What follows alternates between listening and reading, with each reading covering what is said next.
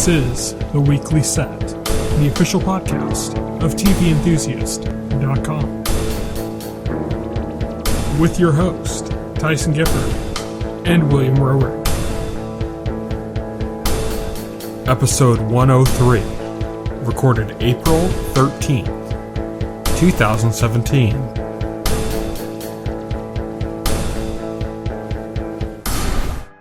Hello, everybody, and welcome to The Weekly Set, the official podcast of TVEnthusiast.com. I am your host and editor-in-chief of TV Enthusiast. My name is Tyson, and joining me today, as always, is my co-host here at TVE's The Weekly Set, William Roerick. Hello. So, today we are going to be talking about Season 2, Episode 12 of The Magicians, as well as Episodes 5 and 6 of Legion. Let's get started right away. Let's talk about The Magicians. This is the penultimate episode of the season. Yes. Right off the bat, how awesome was the scene with Josh ruling Fillory with his Hakuna Matata philosophy? That was awesome. When he, his whole, smoking up and dancing with everybody sequence. For some reason, it reminded me of, the scene in Office Space, where they were destroying the printer, or the photocopy machine. Oh, yeah. Yeah, I know what you're talking about. Yeah, that was great. Josh as the ruler Fillory was something else.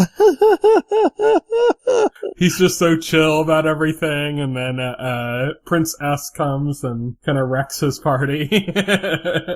Yeah, pretty much.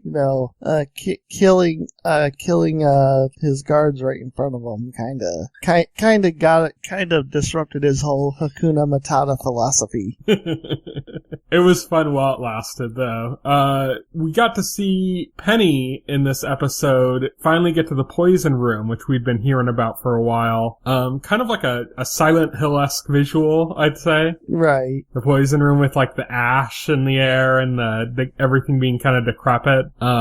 So Penny goes there with Sylvia. They get there through one of those water fountain things. Oh yeah, the water fountains. Yeah, they're trying to get into the poison room. Yeah.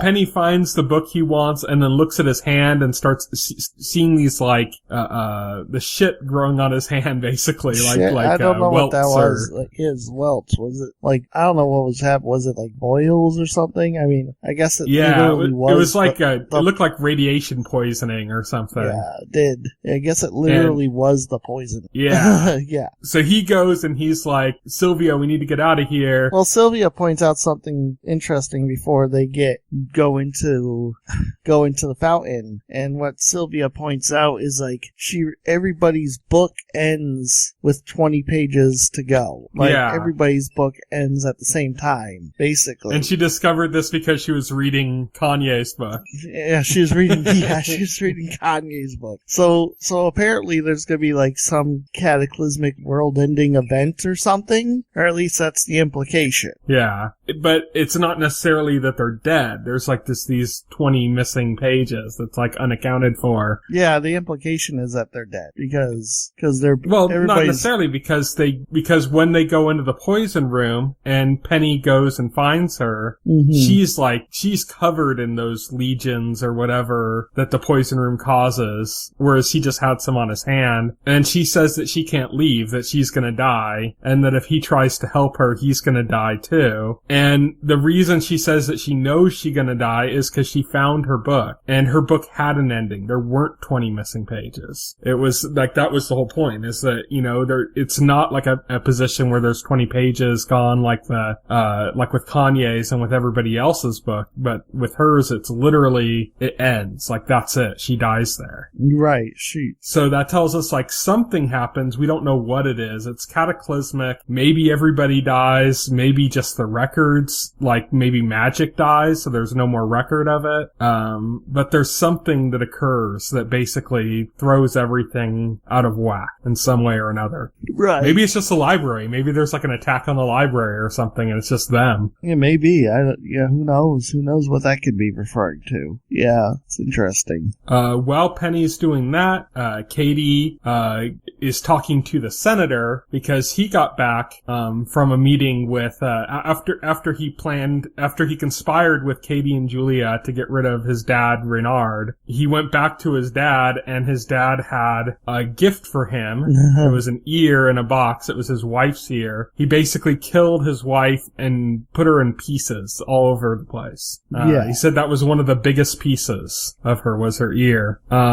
So he basically says that's like an investment in our future. Eventually you'll be broken and just follow along with what I want. And he references, hurting Julia. Like basically he says that he like smeared her soul just a little bit and she rubbed it so much that it went away. Like her soul went away. Right. And, so the senator goes back, visits Katie again. He's distraught.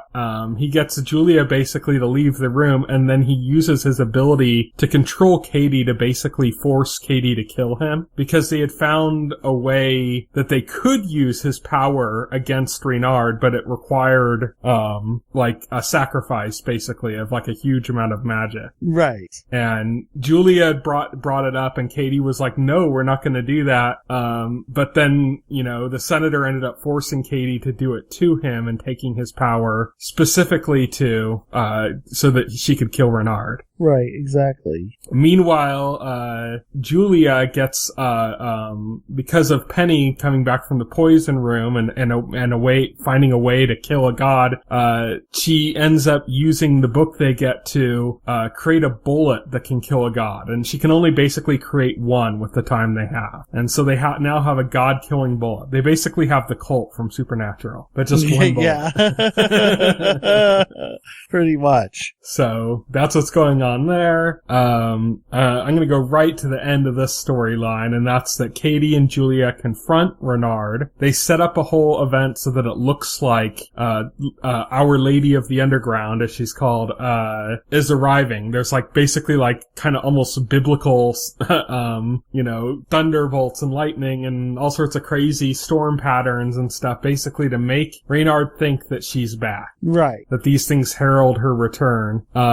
He comes out, they confront him, Julia pulls the gun on him, they're about to shoot, and all of a sudden, everything stops. The storm stops. Everybody's frozen stiff. And it's because Our Lady of the Underground appeared, and she's basically begging for mercy for Reynard to Julia. Oh, it's pretty shocking revelation is made. Regarding Reynard, and it's not what you thought. We had been led to believe, basically by what the senator had said and lines of what he was thinking, that Reynard was in love with Our Lady of the Underground. Mm-hmm. It turns out, love is key in there, but it's not in love. It's that she's his mother. Right. And he feels that he was abandoned by her, so that's why he's been going after all her followers, and that's why he's been acting out. Yeah, like a spoiled child that's been abandoned, basically. Yeah. And so he's been freaking out, doing all this stuff like a child.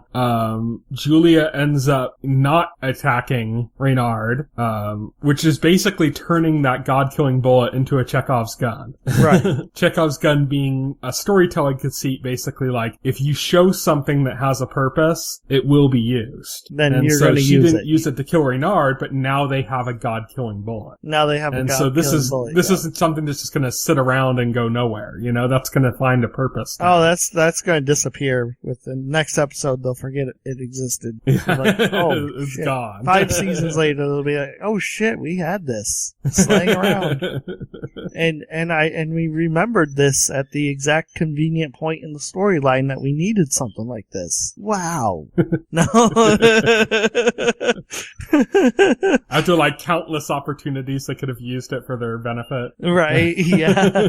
No, yeah, it's definitely going to come into play probably in the next episode. Very, very well could be, yeah. Yeah. I hypothesized last week, I was saying that I think next season is going to be very God-focused. I think so.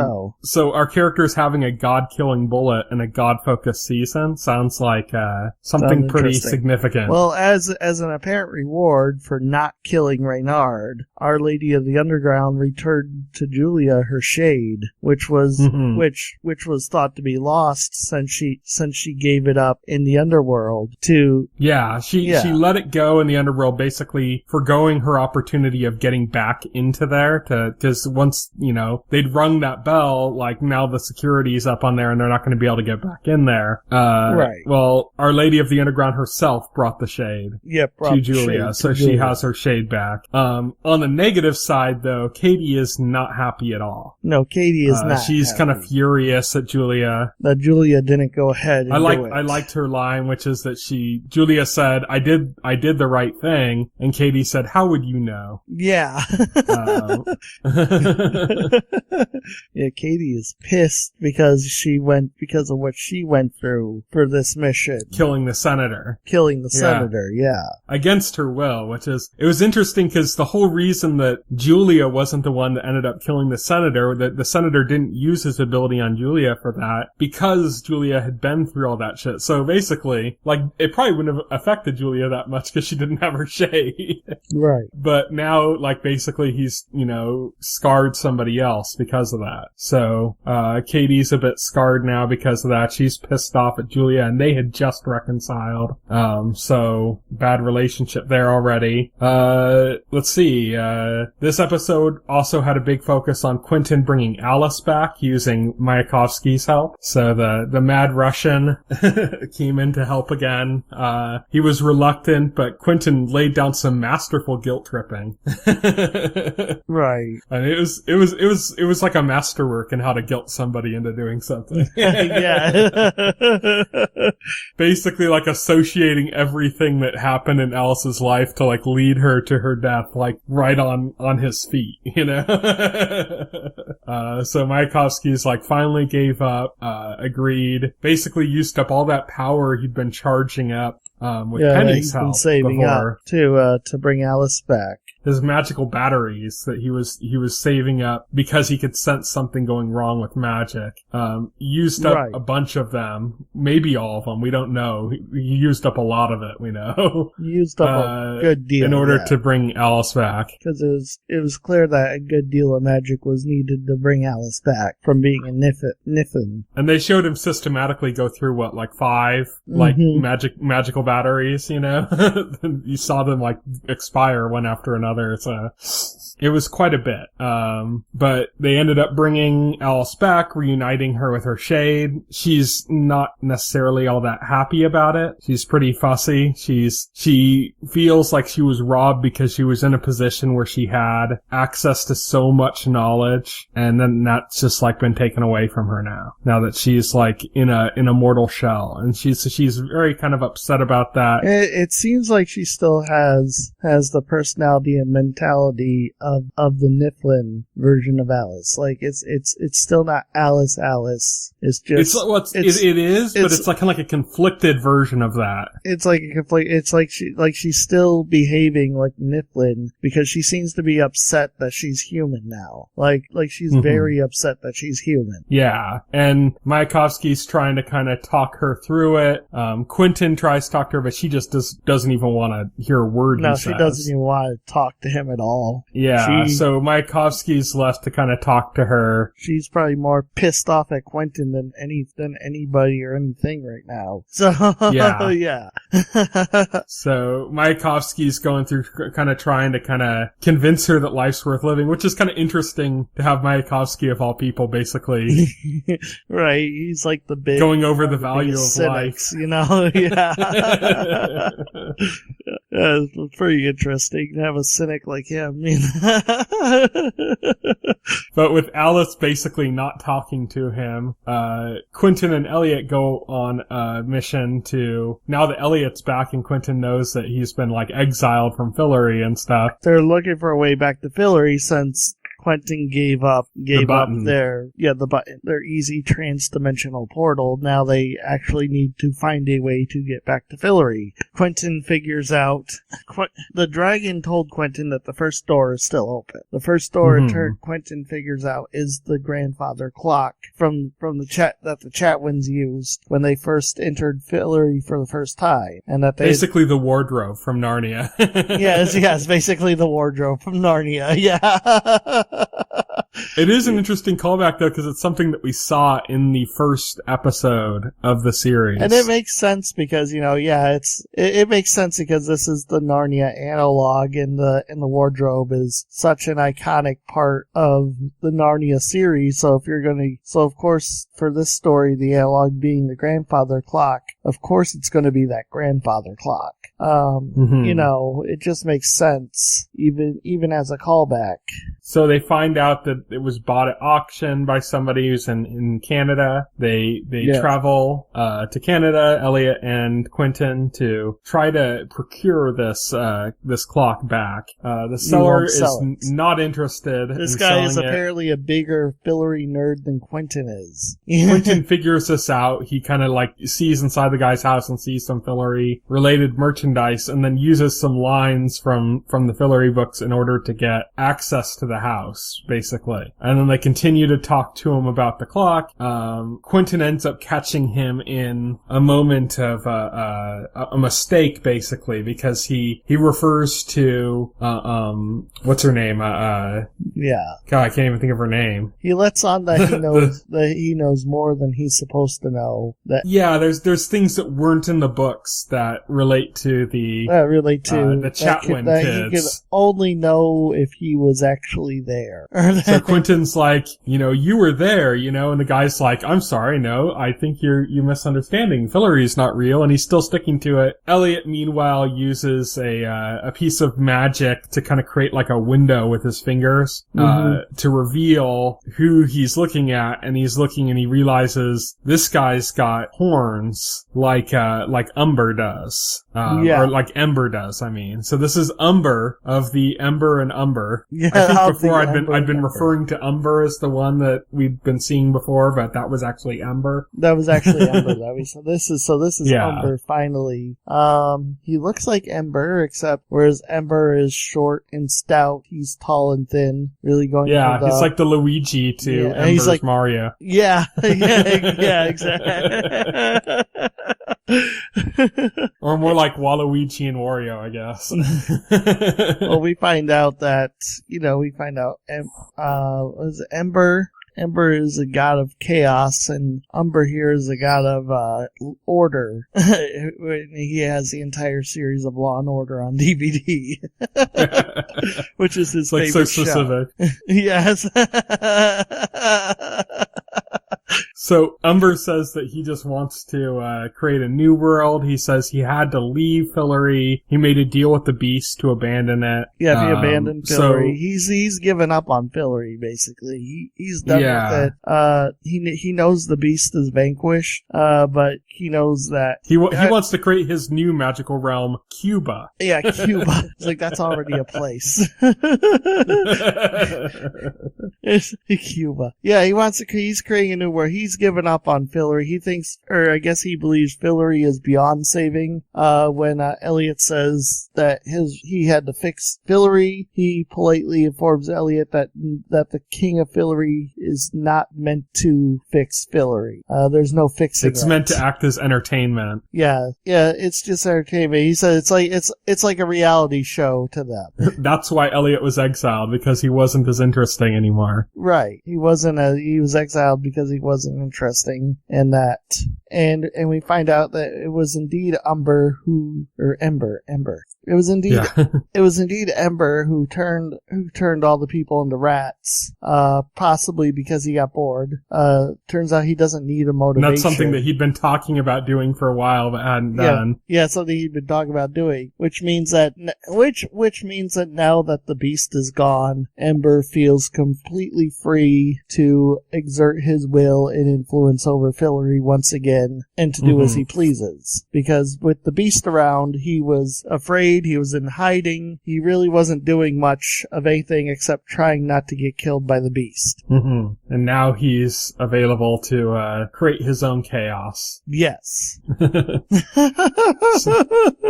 So Elliot and Quentin still want to stop this. Margot and Elliot's wife are currently in the fairy realm. That seems to be where Josh has gone now too, after his rule ended, after his Hakuna Matata ended. And that's kind of what's leading us into the season finale. So the big surprise, of course, was that Reynard seems to be dealt with. Like, that seems to be over now, you know? And they didn't get, like, solid closure, but, I mean, the implication is that that's over, you know? Well, that's the inclination, but he's still alive. He's still alive. But anything could happen.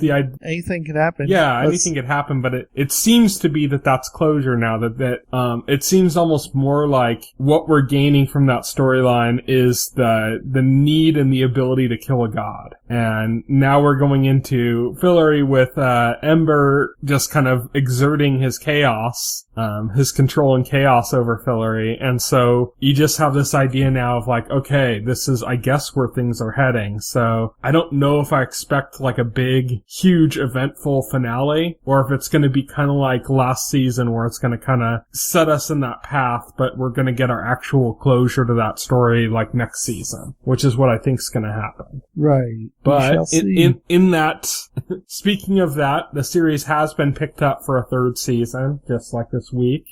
So, nice. Yep, nice, indeed. Good work, magicians. And we're going to be talking about the season finale next week. So, let's move on. Let's talk about Legion. We're going to be talking about episodes 5 and 6. We're not going to be talking about the individual episodes, but more like what happened within those two together. As we do. Because otherwise it's too hard to talk about. It is too hard to talk about. So, right off the bat, I was holding my mouth shut last week when you were talking about the one girl, the one Carrie being dead. Right. I'm like, oh, no, she's not dead. No, Carrie is not dead. She actually did die. They managed to resuscitate her and ultimately heal her so that she is actually, I guess it's a case of where, spoke too soon, because, I should known, but you never know. You never know. Yeah. But I was relieved. Around. She's still around. She's not in great shape, though. These two episodes kind of revolve around a major revelation in the show, which you could probably have guessed at before, but it's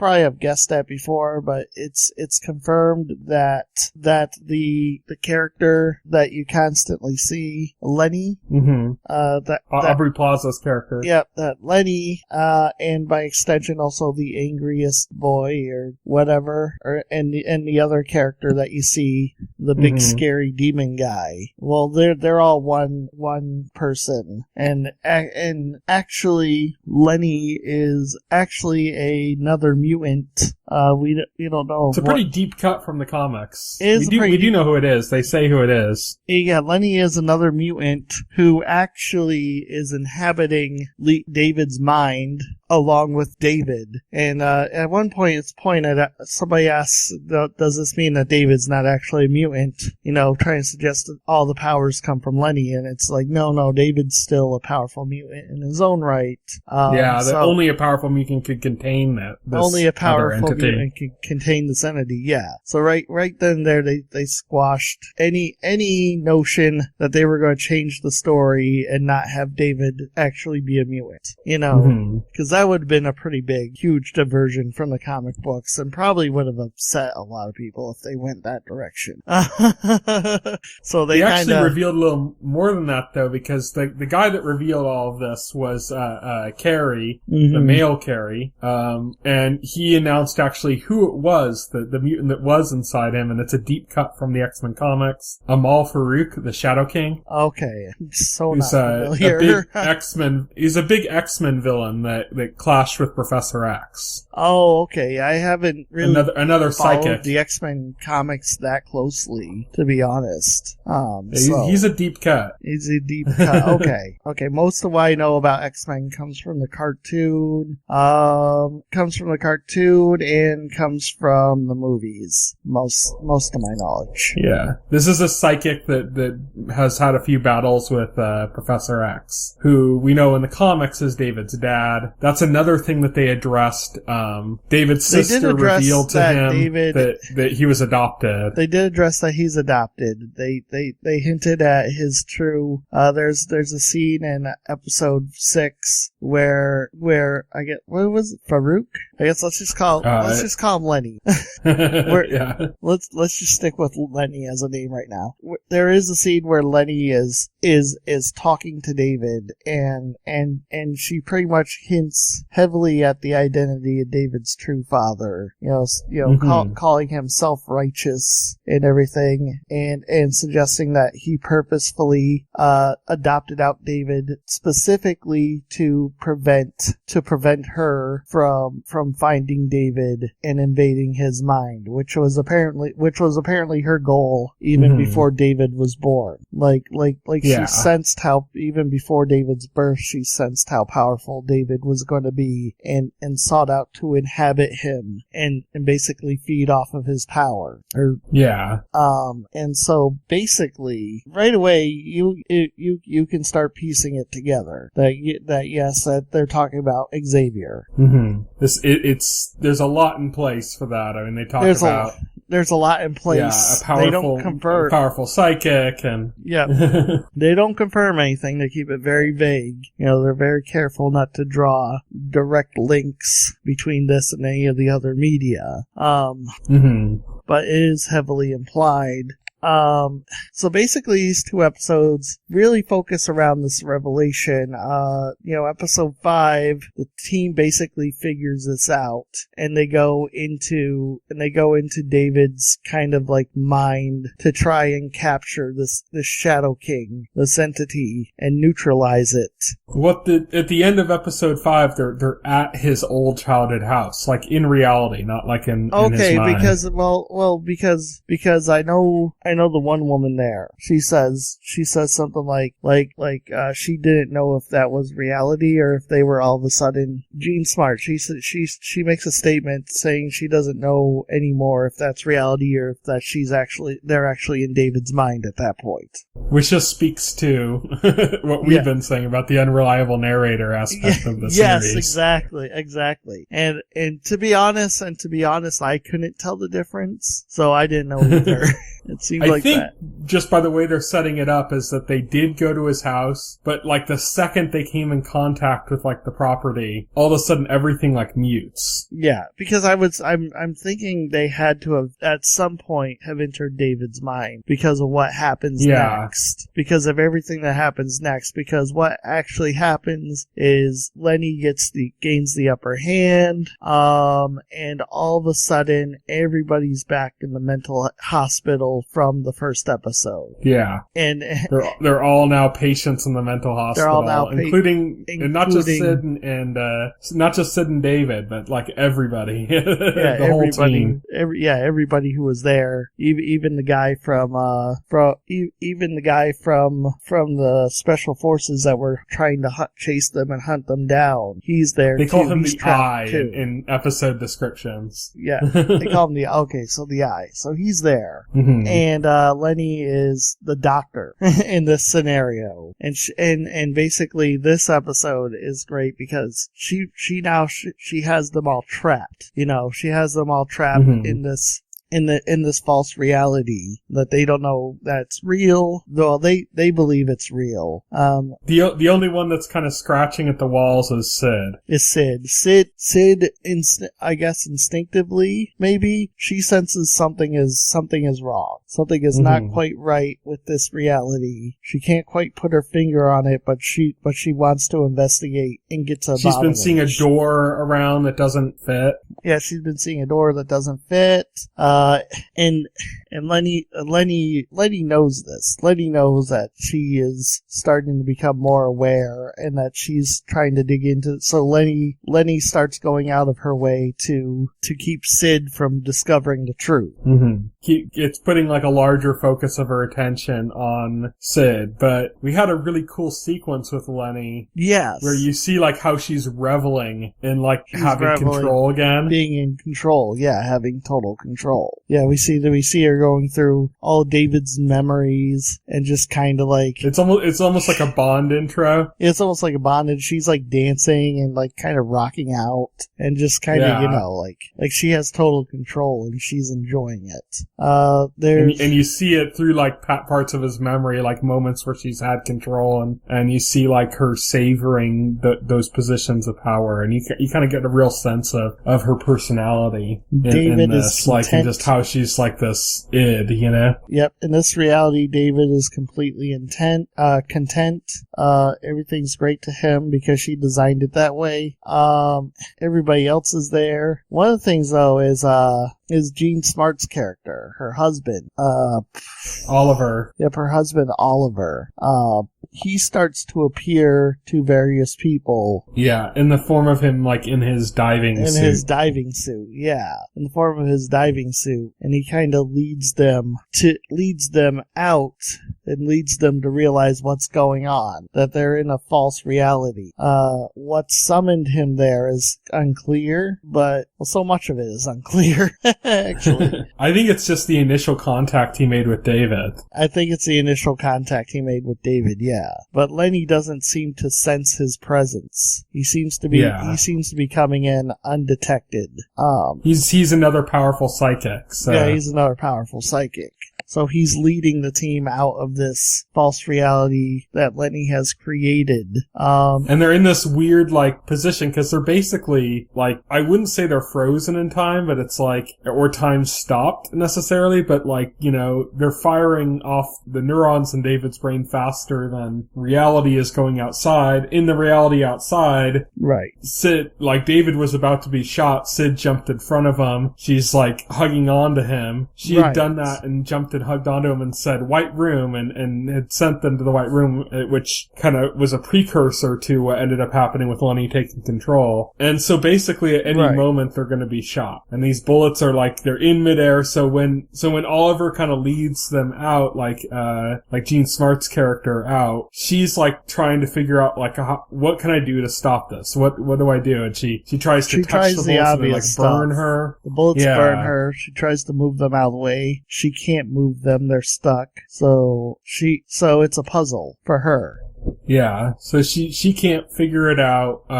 He ends up, at the end, Oliver ends up visiting, Carrie. And so now, Carrie's it was a really cool sequence with him, like, kind of falling backwards into, like, the woods, you know? yeah, there's a very cool sequence with that. The episode ends with, just awesome Lenny, visuals all around. Lenny basically getting desperate and basically she, how do I describe what I saw? I guess she takes David's consciousness and kind of seals it away. Yeah. She boxes it up and buries it. She boxes it up and buries it. Basically taking full control of David herself. Yeah. And I think that's where we leave off. So now we have a nuclear Lenny. Yes. Basically. Yeah, basically a nuclear Lenny. Only 2 more episodes left. This is exciting. So I've been interested since, like, we were talking about the earlier episodes where it was like super esoteric and we didn't really know what was going on. Now you kind of have this perception of what's going on. Like, you kind of know who the players are in the story and what's what for the most part. I mean, of course, anything could turn on a head and you'd be like, oh, what the, you know, this character was never there this whole time, or, you know, anything like that could happen because it's still an unreliable narrator. But you kind of have an idea of the direction of the plot now. Yeah, we have the idea of where the plot's going. There is a tangible narrative, like a more straightforward narrative. You notice in these last 2 episodes, it's not cutting so much to all these different things as it did so much in the first episode. So what are you thinking of it now? Like, now that the narrative's kind of coming into sharper focus? I really love what they're doing with the narrative, what they're doing with the Shadow King. They were kind of setting it up at the beginning to be the typical mutants running away from this government organization that was trying to capture them, which is fine, but it's a bit cliched. But and actually having we've seen it so many times, the X-Men story, basically. Yeah, we've seen it so many times for an X-Men story. Now that's revealed that the Shadow King is the main villain in the season. That also makes sense because the show is called Legion and not X-Men. The show is about Legion. This is very much personally to Legion, specifically in his story, versus being like, thematically it fits. It's about him. It's not about anybody else. Yeah. And so I think it's really cool. I continue to love the visuals of the series almost more than anything else. I love the use of color. There's a great scene in episode 5 where it showed David and Sid kind of laying on a bed naked in the White Room, which is where they're used power, but they were kind of bathed in blue light. Right. And so everything was blue. And then when David leaves, when Sid's asleep or something, and he leaves and he's in an adjoining room and he's talking to Lenny, everything's red. And you can kind of see this contrast where you're seeing from the blue into the red. And the red's a color that we've seen throughout the whole series and being associated with the demon with the yellow eyes, Amal Farouk, the Shadow King. We've seen this from the pilot. You see red and it's oh, that's the Demon King, Oh, yeah. From the pilot. Every time you see red, something bad's gonna happen. So it's just kind of I just love the way they're using these visual cues to kind of clue things in, I mean, one of the ways they cued in that Oliver was visiting Carrie, besides just seeing the diving suit, was you saw this glacier chunk of ice kind of floating through the raw ether, That was a very cool visual this episode. That was amazing. I didn't know it was happening. It's kind of that's something that we associate with Oliver, Right. And so you have all these cues that it just makes it really interesting to watch, the way visually, it pieces the narrative together. Because whatever's said you have no idea what to believe in what's said. It's almost like you're getting more of the narrative through visual cues than you are through actual dialogue and conversation. Right. Which is really interesting and really cool. So yeah, I'm excited to talk about the last 2 episodes with you next week. I'm excited to watch them and to discuss those next week too. So next week we're going to be talking about the season finale of The Magicians and the last 2 episodes of season 1 of Legion. Both series have been renewed for new seasons, but obviously those aren't going to be on for another year, so it'll be a while before we're talking about those shows again, unless some kind of crazy news comes out and we bring that up or something. Right. In not next week, or not the week after this, but the week after that, at the end of April, American Gods is going to be starting up, and so that's going to be something we're going to be discussing. But that still leaves us with 1 week where we don't really have a set topic of shows to talk about. So we're still kind of working on that. I'm going to figure something out. We're probably going to do a special topic and just go over that, and then go right into American Gods the next week, and maybe some other show. Who knows? Who knows? But I think at least on the pilot, we're probably going to have enough on American Gods to talk about a whole episode. Yeah, a whole episode of American Gods. We've been excited about this for quite a while. Unfortunately, we're just getting to the period where the main TV season is coming to an end, which is the period between September and May, where... But we're getting a surprisingly amount of great stuff coming back anyways. Better Call Saul just returned this week. Continues to be really good. Oh yeah, we're in living May we get Twin Peaks. That's true. We're gonna have Twin Peaks to talk about on the podcast again. How's about that? That's gonna be a trip. So we're gonna finish off this podcast by talking about what's coming up in the week ahead. So Friday, April 14th. That's right now for anybody who's listening to this, it's probably Friday now, no matter what time zone you're in. Mystery Science Theater 3000 is back on Netflix. I can hear Will pumping his fist in the background. Fortitude comes back to Amazon. On Saturday, April 15th, Doctor Who comes to BBC America again, and it brings with it Class, which is a new spin-off series. So that's you're gonna hear a lot of geeks talking about that, including me. On Sunday, April 16th, Gorilla is a new series coming to Showtime. The Leftovers returns for its final season on HBO, getting a lot of really good attention on that too. That was a series where like the first season was kind of so-so, the second season just kind of blew everyone away, and the third season is already getting like really good buzz. So I'm looking forward to that. Veep is coming back to HBO as well, and The White Princess, which is a mini-series continuation of The White Queen, which itself is an adaptation of kind of the War of the Roses, which in turn was a huge inspiration on kind of like the political storylines in Game of Thrones. So if you like the royal backstabbing stuff of Game of Thrones, check out The White Queen. It was a Starz series, and The White Princess is going to be the continuation of that. And that's going to be this Sunday. On April 18th, Famous in Love comes to Freeform, as well as Pretty Little Liars. On Wednesday, April 19th, Fargo back on FX for season 3. Another great show. Like, we're in that period where the TV shows are ending, but look at what we have coming up. It's like crazy. Yeah, it is. And then Friday, April 21st, The Amazing Race on CBS. Let's pretty much have that in the list for my mom.